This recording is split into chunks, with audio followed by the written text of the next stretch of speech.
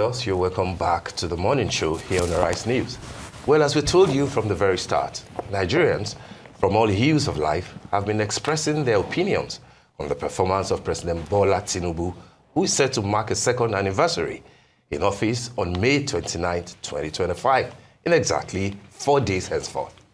Criticism from the opposition side of the nation's democratic space has been particularly strong, perhaps owing to recent developments in the polity, including the widespread defection of politicians from several political parties into the ruling or Progressives Congress. Those who are pushing this position are convinced that there is a tendency towards the acquisition of absolute power by President Tinubu, which they say may not augur well for Nigeria in the long run. For his response to all of that, we're now being joined here by none other than Sunday Dare, who is a special advisor to President Tinubu on media and public communications. Good morning, HMSA. Good morning. Which one should we stick to? Any will be fine. Thank you. Thank you for having me this morning. Thank you very much. Good to have you join us. All right, let's dive straight into it. You speak for this administration, and you are not new to the president, given the role that you have played with him over many years. It is time to assess his performance because he'll be 2 years in office in 4 days' time. I'm aware that you have written something beautiful from headwinds to tailwinds. And of course, you've described the Tinubu reforms as propelling Nigeria forward, and that Nigeria is undergoing a bold recalibration. Is Nigeria undergoing a bold recalibration? What will be your key assessment of your boss in 2 years? And don't you think that all the noise about defections and allegations of one-party state will eat into the modest achievements, if any, that the government has recorded in almost 2 years? Well, let me start out by saying that we've had 2 very eventful years. And when you speak to recalibration, you shake things up. Things begin to fall in place, and it's over time. But let's start from the beginning. You know, the president took 2 politically risky but economically necessary decisions. The removal of 2 subsidies, which we've talked about. If you move from that point, 2 years on, what have been the impact? Positive. Of course, a bit of some of it negative of these reforms that we've had. You take the oil sector reforms, the subsidy removal signaled the oil subsidy reforms. But of course, you remember that most of us agreed, even all the other presidential candidates, that there was a need to remove that subsidy. Somebody comes on board, presses that button, we should expect that things will be shaken up. You look at the removal of Forex, the floating, the subsidy on Forex, the same thing. Of course, we see a bit of stabilization taking place. But it's important to understand that we have a president who decided not to skirt around our problems any longer, but to confront them. But also in that confrontation, provide options and challenges to move the country forward. And of course, you look at what data we have now in terms of fiscal, in terms of monetary, they are showing that we're in the tailwind era. So it moved from the headwinds, which he confronted. We know the stories of the past. I don't know whether it bears repeating at this point. $7.6 billion spent on oil subsidy, going into private hands. The arbitrage, making people billionaires. These are arguments that are all out there. But at some point, you need a leader that is devoid of theatrics, that is willing, out of political expediency, willing to avoid populism, to take the hard decisions. And that's why we are where we are today. Okay, so those 2 reforms are what you have hailed as the greatest achievements of the Tinubu administration at this moment, correct? Well, I said they're just clear markers. Those are the 2 triggers it needed to pull to unleash the reforms that this country had needed for 2-3 decades. All right, well, the president actually has been hailed for some of those reforms, and he's done quite well, especially in the oil and gas sector, like you rightly mentioned, and even with the reconstitution of the NNPC. Before you joined us, we were discussing the shutdown of the Port Harcourt refinery. You mean the maintenance? No, it's the shutdown. That's what we were discussing. No, I read the press statement. It was it pretty is clear. actually shut down. It said maintenance for because of the sustainability. Remember in December, it was also shut down temporarily. Yes, but you haven't let me ask my question. Right, but please go ahead. You can finish what you were saying, then I can land on my No, go question. ahead. I'll respond. Yes. I mean, and one of the reasons why the president reconstituted the NNPC, removing Mele Kyari and the chairman, replacing him with Ojulari, was because he wanted, more transparency in that sector, in the NNPC, obviously to boost investor confidence and all of that. And now with the recent shutdown of the NNPC refinery in Port Harcourt, shut down like barely, this is the second shutdown in 5 months since its operation, right? Correct? How do you think that this sort of reform or sort of initiative from the Port Harcourt refinery that has been a problem since the opening, how do you think that would boost, the confidence of Nigerians to know that this sort of reconstitution of the NNPC that the president has been hailed for is a good reform or part of his achievements? Well, I think the fact that the Port Harcourt refinery is now shut down for maintenance speaks to what actually the president requires. By moving out the Mele Kyari team and bringing in the Ojulari team, he wanted more transparency. He wanted a more progressive reform, which when he put them together, he set out clear terms, set out targets. And Bayo Ojulari also said, we will, including Kida, when they were sworn in on Thursday, we will be transparent. I think that's part of the transparency, something that the president wanted. Now, when you want progressive reforms, you need a level of transparency. And I read the statement, it says for maintenance and for the purposes of sustainability of the operations. I think we should separate. Maintenance for a refinery that just opened, is barely. Don't refineries get turnaround maintenances? It's periodic. Is there a specific timeline? 3 years of recalibration. Yeah. Well, they are the professionals. They gave those clear statements. Why don't we wait and see whether that maintenance will happen quickly? And that's the issue here, the transparency, which we haven't really seen. No, we're beginning to see that, even if we've not seen it in the past. Because you're well informed. Can you share what you have seen so far? Well, I think the mere fact that we had the president clear the deck. Oftentimes it's difficult for even leaders to take those decisions because of political considerations, because of vested interest. How many of us really thought it would come to the point that a Mele Kyari team would be swept out? I think it took, but somebody had to take that decision. The fact that they had the political will. We've had presidents in the past saddled with the same decision, an industry or sector that is going down the drain. They never took that. So the president gets some credit for having the political will to take that decision. We all woke up as Nigerians in the morning and we found out that, wow, this all-powerful board has gone. It shows decisiveness that the president has brought to leadership. I think from the... Actually, I love that you bring that up. Political will to make tough decisions. Absolutely. Because, I want us to speak about, just 2 years into the presidency now, we have the largest cabinet that we've ever had. Yes, we spoke about the Orosaya report so many times. I think it was like our daily bread on the weekend show, It has not been implemented. In fact, it seems that the president's team is getting bigger. If you go to the Abuja now, you see they are building, new offices for the SAs and the SSAs.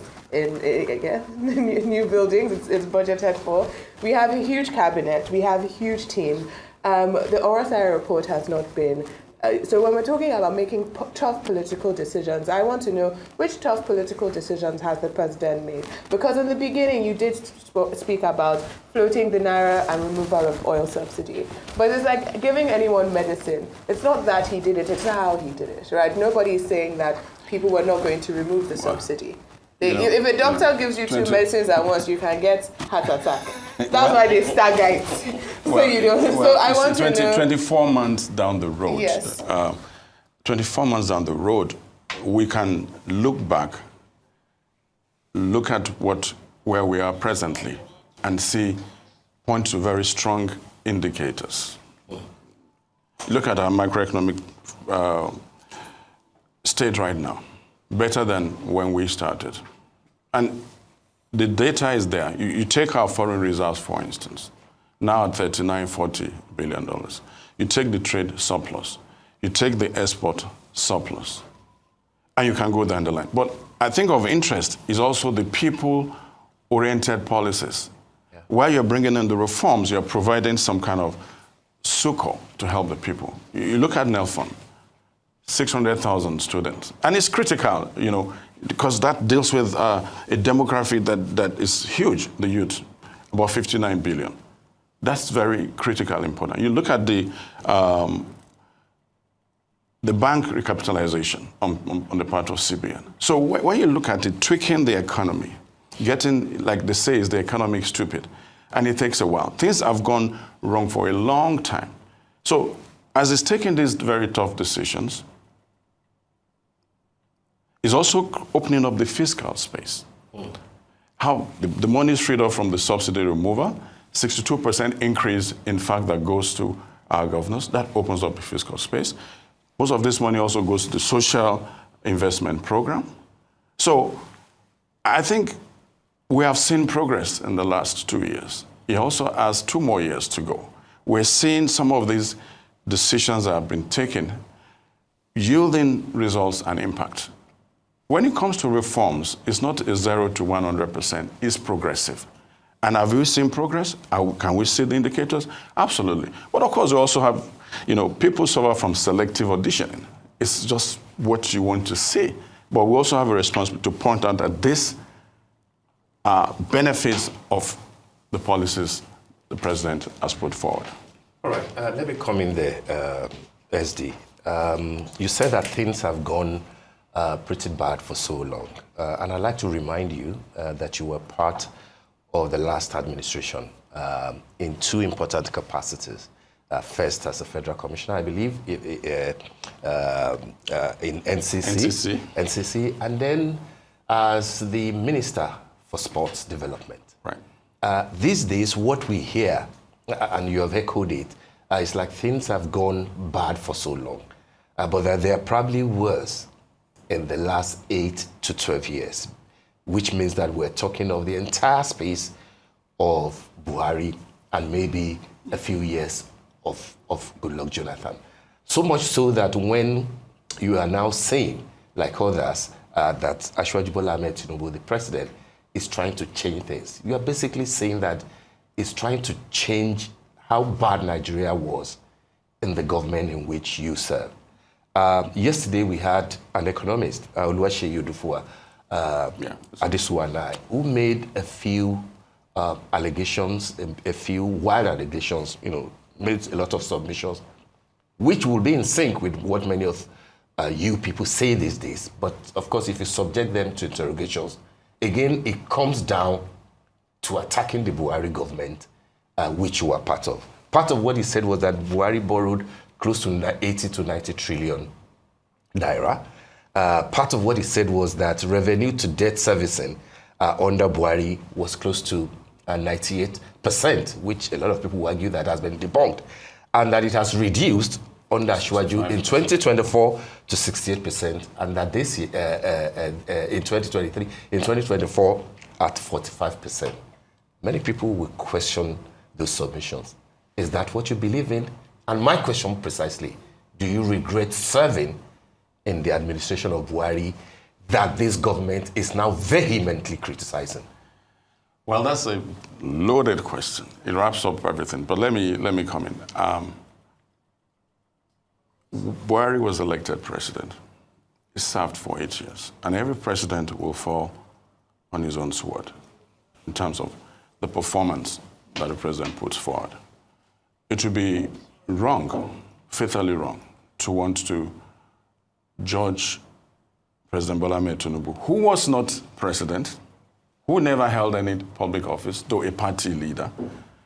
It would be wrong to want to try him based on what another president did. He is president. He is accountable for the 2 years he has been in power. We can have that argument for those 2 years. Do I have any regrets? When you are made a minister, a director general, you're called up to serve, is national duty, national service. And since governance is a continuum, you step in, you play your role. In fact, you're given the key to a shop, like I like to say. Take care of sports and youth. Take care of women affairs. You go in and you play your role because the government is huge. That's why we have so many ministries, departments, and agencies. I have no regret serving this country. I will always serve this country in whatever capacity. I will make sure I give this country my best. And I think that's it for every Nigerian that gets a shot at public office. Now, you spoke about a couple of other things. And I know that, you see, for every data out there, there's another data, and there's a counter data. And you look at the scorecards of every person. I think for me right now, it's not trying to defend what Buhari and Jonathan have done. It's powering forward to see what is President Tinubu doing right now that is helping to build and re-engineer this country. I think that's what's important. Yeah, it is important, but then when you have people like, Mr. Dufour that I quoted, even adding the IMF loan that your administration has cleared. The COVID loan. But part of what he said was that $3.4 billion went down the drain without supplying any evidence. We were a bit kind to him. No, you have asked him for evidence. Exactly. You see, what I've seen in this position, and being a journalist over the decades, what I've seen in the last 7 months is the cascade of data that comes in. Yeah, but from who? From your team? No. Look, we live in an age of the social media. And you have multiple platforms where information comes in. And you just see a lot of data coming out there. But I think that the rubber has clearly met the road when it comes to this country. You see, if it were not Bola Ahmed Tinubu today, it could have been another president. And I think what our focus should be is, do we want a leader who is given to populism, who, for him, his political ambition is more important? Or want a leader who is devoid of theatrics and is willing to give it all? I think in Bola Ahmed Tinubu, Nigeria has found such a leader. And just 2 years down the road, we have seen things shaking up. Of course, it comes with a bit of sacrifice, a bit of pains on Nigeria. But you see a president at work trying to say, how do we help our young people? Is the president sacrificing or just the people? The president is making sacrifices too. I mean, there's a new plane, there's a new car. That plane belongs to the federal government of Nigeria. Yeah, but I mean, most Nigerians don't have new planes or new cars or new homes. Does everybody need a plane? No, but I'm just saying, when we talk about sacrifice, who sacrifices? The governors have more money. The president has more money. For the governors, that's another argument. The federal government has more money. We have, and we can see what that more money is doing. Look at what the chairman of the Progressive Governors Forum, Hope Uzodinma of Imo State, it's on record to have said clearly, we are receiving more money, 62% of what we're getting. We were running to the banks for loans before. Now, we don't need to run to the banks for loans. And this focus over concentration on President Bola Ahmed Tinubu on the federal government, when something goes wrong, even the media needs to help correct that. We need to take the sub-regional government to task. What are they doing with this money? The federal government has freed up that money. What are they doing with it? So when it comes to governance, when it comes to development, you need the federal government, you need the sub-nationals. And it's time to hold every level of government accountable. And now you've mentioned something when you were speaking earlier about information flying everywhere. And, how do we fact check this information? You are the special advisor to the president on media and publication, correct? Yeah. And I think that I have seen some of the reports that you've posted on X, because I'm always on social media. Right. Some of them you've posted and then you'd retract. Right. I mean, what happens when that takes place. And how many are you guys, these special advisors, that are not even able to communicate with us transparently? Because that's one of the issues when the IMF loan information came out. There was all this brouhaha about whether or not it was actually cleared, whether or not there's still some, interest and charges that are meant to be paid. Right. And I'd also like to ask you about, I'd like your response to this idea that it is the APC and the Tinubu administration that is present, that is responsible for the present economic and, of course, political challenges that we're facing at the moment. All right, so let me take it from the last part. We've had previous administrations. And like I said, governance is a continuum. When you come in as a new leader, you inherit both the liabilities and the assets. So the APC government, we've had Buhari for 8 years, President Tinubu for 2 years. We've continued with some of the programs of the Buhari regime. We've retweaked some of those programs. We have not seen this government directly criticize the Buhari administration. Rather, what we have seen is an effort to retweak any of the policies and also correct some of the wrongs. I give, for instance, the COVID-19 loan was taken by the Buhari administration. Tinubu's administration paid up that, and that gave Nigeria, it helped us, in the international scene. You look at the social register, which was at about 5 million, now expanded to about 12, 13 million. So the APC government is still in power. Governance is a continuum. We're continuing with policies that are working well. So you're not blaming, are you directly blaming the Buhari administration for the present challenges that we are facing at this moment? Are you directly No, it's blaming not a them? game of blame. Because it's not a game of blame, right? Yeah. Because it's the same party in the same country. It's a game of saying, you have come in as a new government. Yeah. You look at the policies on ground, you look at the problems facing the country, and you profile solutions.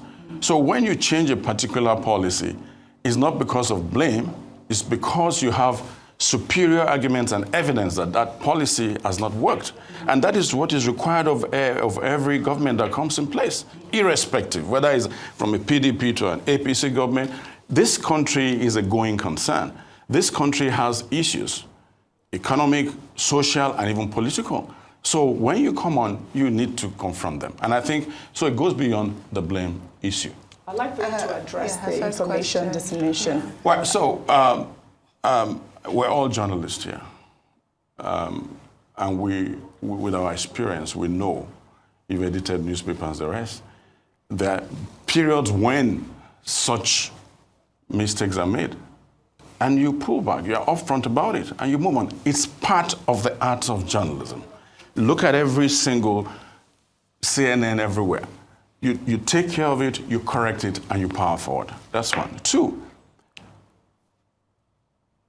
sometimes the COVID-19, I saw the argument, had the arguments about saying that perhaps government was not being entirely truthful. Mm-hmm. But also I've watched programs here in which journalists from this table have tried to make very good clarifications and draw the line. Retraction is part of journalism. You corrigendums and stuff, so I get you. But I think what also came from government was that we've paid this and we have this to pay. But the story about paying that money, 3.2 billion, is a story. And some people did not want government to take credit for it. I don't think that was the issue at the time. I really don't think it had to do with whether or not, because we did.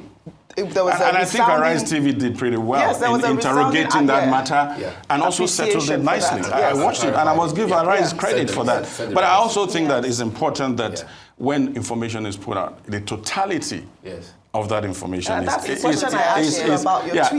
is out there so that people get the benefit of it. Let me add to the layer of what before we let you go because of time.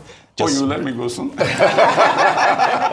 you sure you don't want to just add to the layer of what OG asked. about retractions and corrigenda and stuff like that.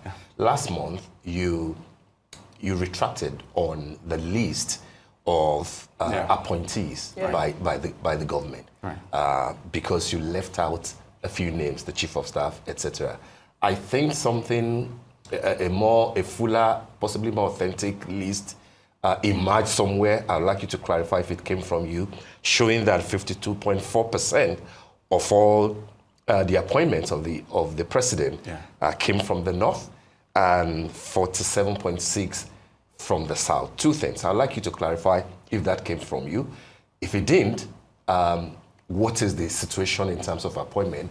And then where does the southeast stand? Is it still a blot like your former boss, President Buhari, described it? A blot of dot, you know, a dot in the blot, you know, when he was, accused of the same thing. Because people are basically saying that the southeast. That's a very important question. Yes, I'm sure yesterday you saw the list of 24 appointments. And I hope you take some time. You take time to break it down. But also Southerners, Southeasterners were there. Okay. About 4 of them. We said this appointment thing is a process. I know that there are over 10,000 appointments out there yet to be made. This president, that's a different president has 4 years. How heavy the government is. The size of that president has 4 years. Also, the president is not making those appointments quickly because he's being careful. Like the ambassadors? Yeah, he could have just sat down and made all those 10,000 appointments. As we speak. The data you just reeled out now is not from me. It's not from us. It's not. What I can say clearly this morning is that through the office of the SGF, we've been curating the entirety of the appointments that have been made and the breakdown as necessary.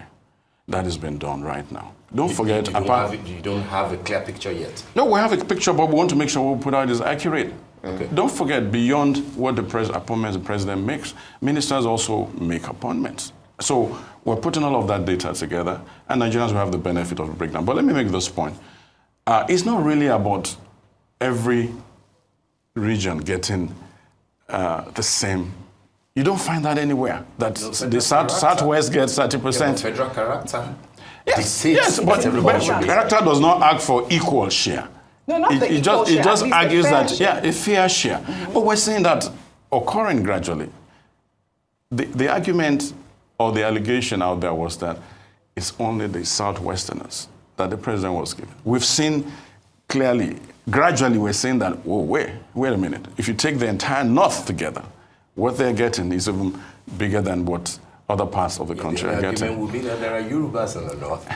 Well, I think what we settle this for all time is curating that data and putting it out in the public space. Mm-hmm. Now, please, before you go, because you've now mentioned 10,000 loading appointments, one thing that's very important coming from the president is that we believe what he says and we take his word at face value until we go and fact check. The president, when he was a candidate, had a quota that he said were women appointments. So now, people are talking about equitable distribution amongst regions. There is also equity, the gender equity. No, because it was a promise that was made on his platform. I read it, I saw it. The second thing is that he also promised to reduce the size of government. So is he actually going to do 10,000 appointments in the next 2 years? No, well, let me correct that. I just said, when you look at it, you still have 10,000 vacancies. Yes, but it doesn't mean that he's going to do 10,000 appointments. I'm just saying there are opportunities for other Nigerians to get appointed to serve this country. Yes. Not that he's going to go the whole gamut of 10,000 appointments. Now, gender equality, yes, he did promise gender equality. First, you must understand that there's the part of gender equality that must come through political contest. The women that we have must put themselves through the electoral process to get elected into the National Assembly.